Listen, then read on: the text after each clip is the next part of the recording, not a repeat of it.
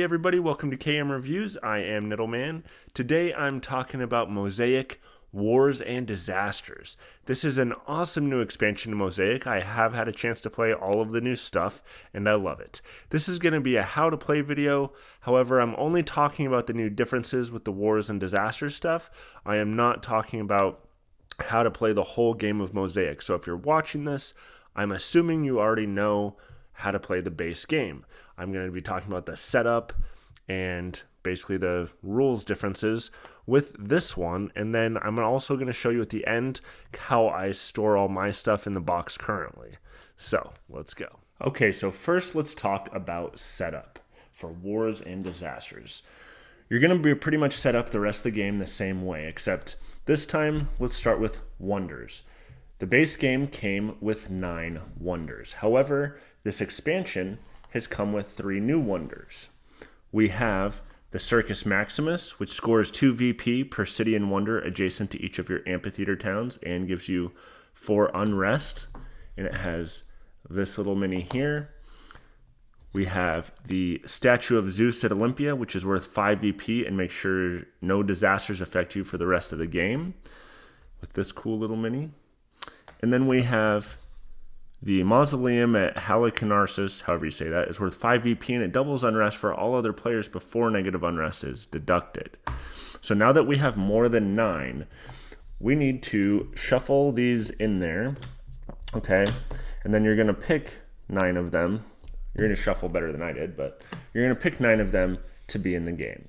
Then we have civilization achievements. The game already came out with a bunch, the base game, but now we have these 2 new ones. We have this ceremonial civilization, which is based on having a purple pillar and these 3 trade goods, as well as this one, which is just the first to 3 golden ages. You're going to shuffle those in with your civilization achievements and choose 9 of them. There are no new golden ages. You still have the basic 9, so no modification there. Realize one of the endgame triggers is still if 2 of those 3 things are ever completely gone, that will still trigger the end of the game. Next, we have governments. There is one new government that's been added to this version of the game, which says, as long as you are the Confederation, you gain +5 idea production. During Empire scoring, you'll score 1 VP per town that you own. Requires these symbols and is 15 ideas. You're still going to be putting these into the government section. Next, we have the new military stuff, which is a big portion of this game. We have this new tile here, which shows you that you may recruit 2 units max per turn. It also shows you the cost for land units and the new naval units, which is going to go right on that old naval spot. In addition to that, we have these war military actions, which the directions say to put onto the military spot. I suggest putting them face up just near the board somewhere. There are 6 of them. They are one-time use and we'll go into how they work in a little bit. The game also comes with these new scoring markers because for some reason the base game did not come with scoring markers. You can choose to use these or keep track of score however you did before. If you are not using the XL player boards and you happen to have the Great Library in your wonders, which says gain 2 identical pillar symbols, this expansion comes with these little tokens here. So whatever symbols, and there's 1 for each type of symbol. So whichever one you're going to use, if you use the Great Library, you can take this to remind yourself that you have those symbols. Next, let's talk about the disasters and how we set that up, since that is a big portion of Wars and Disasters. This game comes with a bunch of different disasters, and we'll talk about how they work in a little bit. But essentially, you're going to choose 8 of these. 1, 2, 3, 4, 5, 6, 7, 8. You're going to choose them randomly, and you're going to place them near the board somewhere next to each other, because these are going to take effect in that order. Okay, they're not all going to fit on my camera here, but you're going to put them wherever is convenient for your play space next to each other. In addition, in each of the 4 decks, you're going to be placing 2 of these disaster trigger cards in the same place as the Empire scoring card. Okay, they're double-sided for a reason, because when they come to the top of the deck, you want to see them there. That way you know you may be causing a disaster. Again, we'll talk more in depth about how that works in a minute, but first let's set up our decks. you're still going to want to set up the technology deck pretty similarly to the way you do in the base game. You're going to separate out your starter cards, which have these S's in the upper left, and all the other cards in another pile. Okay. Now the expansion comes with a bunch of new cards that have these stars in the upper left, and there's a bunch of them, so the deck becomes much bigger, whereas the old ones did not have that star. That way you can choose to remove them or not. Each player is still going to get their starting 5 technology cards, however many players you're doing with that. Then you're going to shuffle these cards into these ones. Now, once you've done that, you're going to separate these out into about 4 equal piles, which obviously I am terrible at. Some people get really exacting out this, but the directions do say just have them be approximately the same size. Now, because we have so many new technology cards, now that we have 4 piles, we're going to randomly remove one of them. Okay, so now we still just have our 3 piles. Now you're going to choose one of them to shuffle in the 2 disaster triggers and your empire scoring card. You're going to shuffle them into that portion of the deck. Okay, we'll pretend I shuffled that. That's going to go onto the bottom. The other 2 cards go on top, and that is now your technology deck. Now, when it comes to your population, tax and tariff, and build decks, you're going to create them the exact same way as the base rules. The only difference being you're going to get 2 disaster trigger cards going into each deck.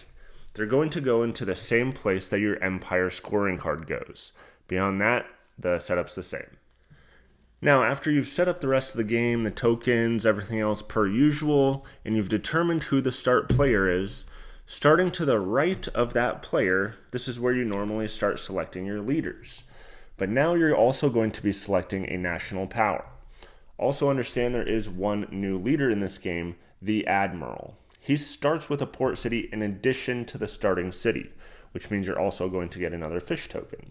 But you're going to start with -2 population, +3 tariff production, and 5 stone.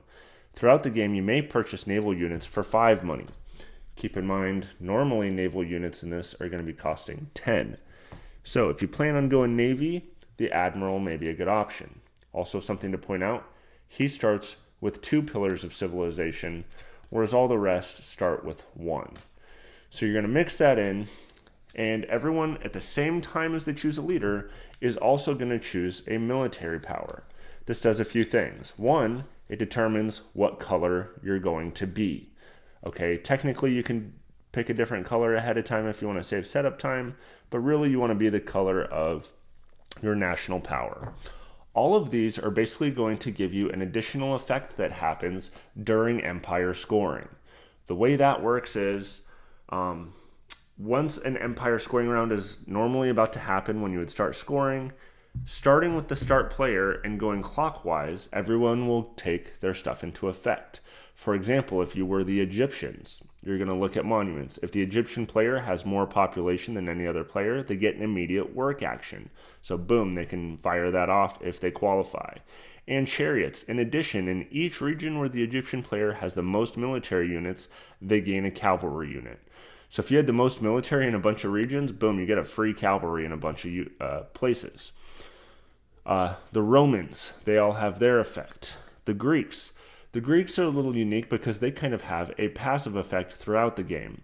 The phalanx, when the Greek player is attacked and forced to lose a military unit, a player that attacked them also loses the same number of units, selected by the Greek player. Note this power is in effect at all times. This is very important because people get a little confused on what an attack actually is, because there's not like some action that you can take that's just like, I attack you. It's basically any card that would say, remove an opponent's military units or something. If you do that to this player, you're also going to be losing units. Then, philosophy. In addition, if the Greek player has the most cities on the board or tied, they gain 1 free technology card from the top of the deck, kind of a random draw. I'm not going to go over all these. You can pause and read each one of these if you would like.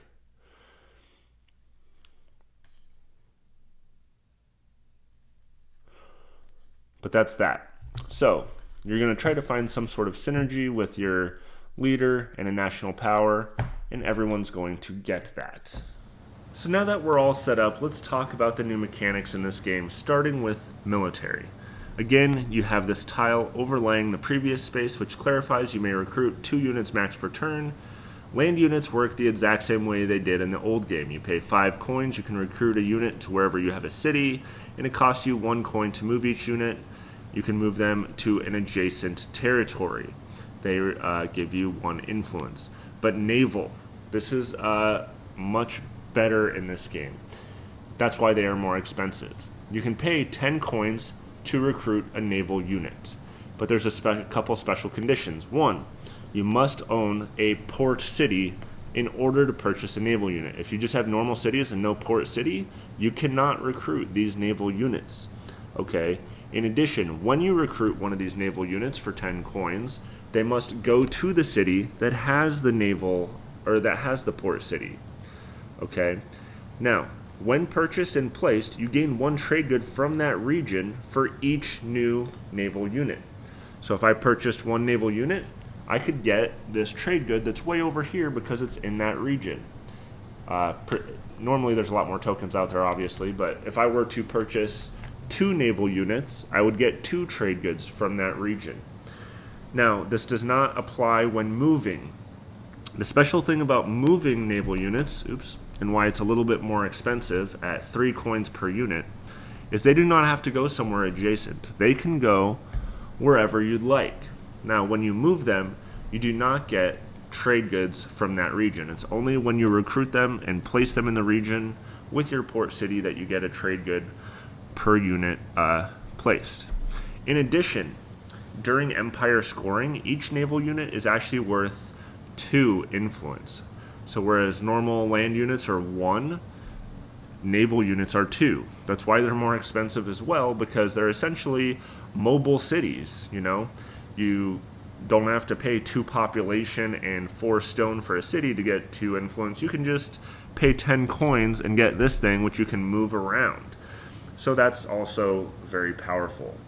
But something to clarify is you can never recruit more than 2 naval units. Some people will think that the general, which says you may recruit 3 military units rather than 2, means you can recruit 3 boats or 3 naval units. That's a mistake. In this version of the game, in the rulebook, it's very clear that when the game refers to military units in this version of the game, it's specifically talking about land units. All the technology cards and different cards will specifically say naval units if it's talking about these boats. Okay, so if you had the general, you can recruit up to 3 land units rather than 2. So, for example, you could recruit 2 naval units and a land unit, or 2 land units and a naval unit, or 3 land units, whatever. Just no more than 2. I think they did that because it'd be too powerful otherwise. Now, keep in mind, there's a lot of technology cards in the deck that will say things like, add a cavalry unit and remove a opponent's military unit. Again, that is not a naval unit. The card will specifically say naval unit whenever it's referring to that stuff, so keep that in mind. So a good example of where this terminology matters are these new national powers. For example, the Greeks. When the Greek player is attacked and forced to lose a military unit, meaning a land unit, the player that attacked them also loses the same number of units. Does not say military unit or naval unit, so that could be either. So if you attack the Greek player and you force him to lose an infantry or a cavalry or something, he could force you to lose one of your naval units. Whereas if you attack the Greek player with some card that forces them to lose a naval unit, nothing happens because it's specifically military units, which again is land units. Also, something like Carthage, it specifically says if this player has more naval units than any other player, they gain 20 money during empire scoring. Naval units. Whereas someone else, like the Egyptians, the bottom effect here, chariots. In addition, in each region where the Egyptian player has the most military units, they gain a cavalry unit. Again, military units meaning land units. So it's very important to understand the difference between naval units and military units. Many times during my plays, people would read military unit and assume that also counted these, but it does not. Now, in addition to the naval units which have been added, which obviously that in and of itself is a lot, we also have all of these war military actions. There are 6 of these. You can use these anytime you take the military action, and you can choose one of these per turn. You can't just buy all of these. All of these have a cost at the bottom, and they are first come, first serve. Once you've used one, it's out of the game. You can use these before or after you recruit, or you don't even have to recruit anything. You could just go take this action to do one of these things. So there's a lot of interesting ways you can kind of combat people's national military powers, and if you time these things right, combined with the naval units and all this stuff, the military action is just really beefed up in this version of the game. It's awesome. Okay, so now let's talk about the new build actions that we can get in terms of the Amphitheater Towns and Garrison Towns. First, let's talk about Garrison Towns. These give you a little red symbol, and you gain 1 military unit in the same region as the town. Other towns may be built adjacent to Garrison Towns as if they were a city. So, in this particular situation, let's ignore this one in the water here. Let's say green player bought a Garrison Town, and they decide, you know what, I'm going to place this right here, and they gain a military unit there. Cool. Now, let's say on a future turn, they bought another Garrison Town. They don't have to place it next to their city like normal. They could just place it next to their other Garrison Town, like so, and gain another military unit. That's how Garrison Towns work. You can kind of create a chain that's not touching your city, maybe helping you make trade goods, or being able to place towns in places you otherwise wouldn't be able to because they're trying to block you off or something. Now let's talk about Amphitheater Towns. Amphitheater Towns give you a little purple symbol, you gain 5 ideas, and you score 2 VP per city and wonder that are adjacent when placed. So let's say green player bought an Amphitheater Town. Again, towns are free. Normally, he'd only be able to place it next to a city, but now because he has a Garrison Town there, he could actually place this right here. And because he's adjacent to a wonder and 2 cities here, he'd get 2 for 6 points instantly. Now, the Amphitheater Towns also come into play if you're playing with the Circus Maximus Wonder, which scores you 2 VP per city and wonder adjacent to each of your Amphitheater Towns, as well as getting 4 unrest. So let's say in this particular situation, the green player bought the Circus Maximus, and maybe they place it, I don't know, up in this region up here, because that's where they want to place it for whatever reason. Again, that is still influence for that region for them. They'll have this near their player board. And at the end of the game, if this was the particular situation, because they get 2 VP per city and wonder adjacent to each of their Amphitheater Towns, they're going to look at each of their Amphitheater Towns. This one's adjacent to 1, 2, 3, and this Amphitheater Town's adjacent to 1. So effectively, that's 4 wonders and cities that are adjacent, so they'd score 8 points for that. So you can create a nice little point engine with Amphitheater Towns.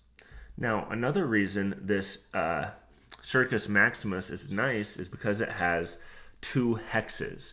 Why is that so important? Because you might be able to place it in 2 different regions at the same time. In this case, it's in the red region and this green region here. What that means is you're adding 2 influence to both regions at the same time, which can be very powerful. Now, as far as the new government goes, the Confederation, again, this is going to matter more so during Empire scoring. As long as you're the Confederation, you gain +5 idea production, and during Empire scoring, you get 1 VP per town that you own. In this particular case, maybe it's the first Empire scoring that comes up. Green player owns 1, 2, 3, 4 towns. They would score 4 points. This could be powerful if you really go after it because towns are free. So if you put cities in a few places and just start building towns around them, boom, you can get a lot of points with that. All right, now let's talk about disasters and how those work. Throughout the game, people are going to be buying stuff from different decks. Let's say, for example, somebody took the tax action, okay? They fulfill that action. Now we refill this card here. Okay, now look, we have a disaster trigger. This does not apply yet. It's just warning us the next time somebody takes a tax action, the disaster will trigger. You may do this on purpose, or you may realize you don't want to do it. But let's say somebody else takes a tax action. Now the disaster triggers. You're going to take whichever card is on the very left. Let's say this is later in the game. There's only 4 of these left. We're going to realize there is a plague. The player with the least number of this green symbol here is going to lose something. You work top to bottom. So let's say yellow player over here has the least number of these green symbols. They're going to lose 2 population from their player area. And that's it. Then the disaster's over. However, if they do not have 2 population to give up, then they must lose a town. So maybe yellow's like, oh crap, I guess I'll have to lose this town here. Okay, and then it's over. That's it. But maybe there's a situation where they don't have 2 population or a town. Now they must lose a city. Oof, that's even worse. Maybe they have to lose this port city right here. Well, that could really weaken them because now they can't recruit those naval units in there. So they might lose a different city. If for some reason they couldn't lose anything on the card, they just don't lose anything. Each one of these works the same way. So if we had triggered Civil War, you just read who's going to qualify. The players with the least number of that government symbol first is going to lose 2 population. If they can't do that, they'll lose 2 towns or they'll lose a city. Or maybe it's something like this. The least number of these symbols, you lose 5 ideas, 5 idea production, or a random technology.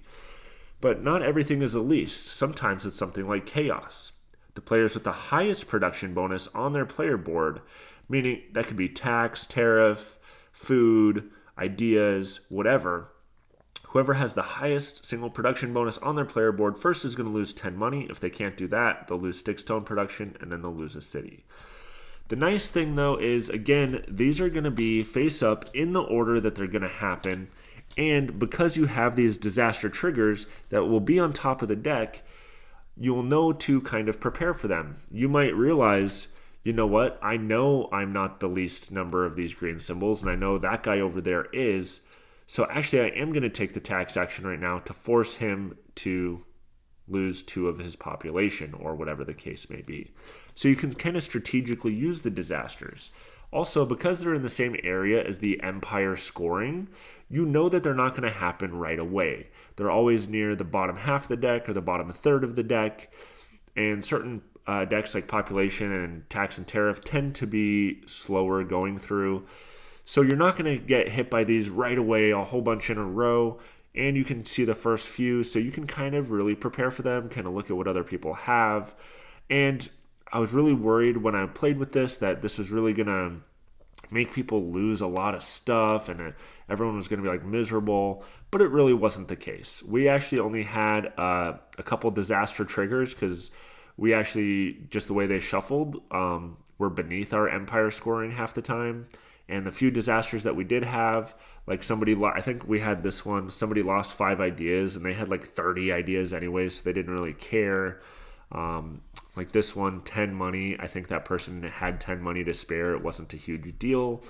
So it was just another thing that you could kind of strategically use, another thing that added a little bit to the game, something else to think about when you're buying cards for symbols, all that sort of stuff. So that's how disaster triggers work. Now, I said I'd show you how I store this game. Obviously, the thing barely fits on camera, but let me show you how I fit everything in this box. Ugh. Okay. So on top, I have all 3 rule books. We got our player aids here, which I did wish they had a new player aid with the new civilization achievements, wonders, government, all that stuff. That'd be nice. We got our scoreboard. We have our other score sheet. The only reason I use this, honestly, is to kind of hold everything in, because I'm not going to use this if I have this. I have all the small player boards right here. Over here, on top of the resources, I have the national powers and the leaders. First player token, all the wonders, the new ones and everything fit perfectly fine right in here. Over here, I have the civilization achievements, including the new ones. Got the wonders, including the new ones, and all of the golden ages. Those all fit there.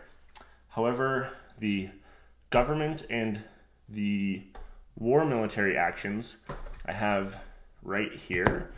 They fit perfectly right there, along with the new military action board right there. Then in here, this whole little tray, I have the build cards, the tax cards, population, and all the disaster stuff. So that's all those. Boom, boom, boom. Okay, then over here, I always put the Empire scoring cards right on top, just so they don't accidentally get mixed in somewhere. And then down here, I have all the technology cards. I always have the starting ones separated on top. Then there's the solo mode stuff. Now this only fits because I'm not sleeving my cards. If you're sleeving your cards, yeah, I don't know what you're gonna do. Now I have all my trade goods in this white bag. I have all the cash tokens in this black bag. I just leave the fish ones and the wild one down there. And then in here, I have the scoring markers, the cubes, and the little player things. But honestly, I don't ever use these or the small player boards because underneath all this, oh, and by the way, I separated these into the 1s and 5s and the 1. I use the large player boards, which are down here. And I love these large player boards because of how you can track the different symbols and you can just organize things, everything really nice. I alternate these up and down because it fits a little better. And then down at the bottom, I have all the player trays. All of these fit the new stuff. My port cities, I have these little blue hexes around them so you can distinguish them a little easier. The farmers, I have this little gray thing around the 5s just so you can distinguish them easier. And I have these little bases for if you get wonders. But the ships and everything fit just fine into there. I do hope eventually somebody makes another insert for each of these player things. I feel like there's some wasted room, and it'd be nice to actually organize these things instead of just being a jumbled mess. So to put all this stuff back in here, got that, got this, we got these, we got these, we got the small player boards in case I'm on a smaller table. This, again, I'm only using basically just to hold that stuff down. Got the scoreboard. We got the player, oop, I forgot the bags. So I got this thing in here in case I use the small one. Cash tokens and trade goods. And those kind of fit in there. Then we got our player aids and our rule books. Boom, boom, boom. Then we can put the lid back on. Maybe, hold on. Ah. 2 hands are required for this behemoth.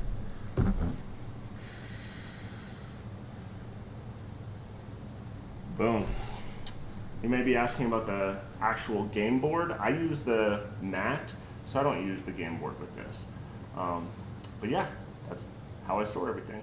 And that's it, guys. That is all the differences. We got the new naval units, the new towns, the disasters, the national powers, the cool military actions you can take, and that's pretty much everything. If you have any questions, feel free to ask below, but that should be everything, and hopefully it made sense. And please like and subscribe, and have a good day.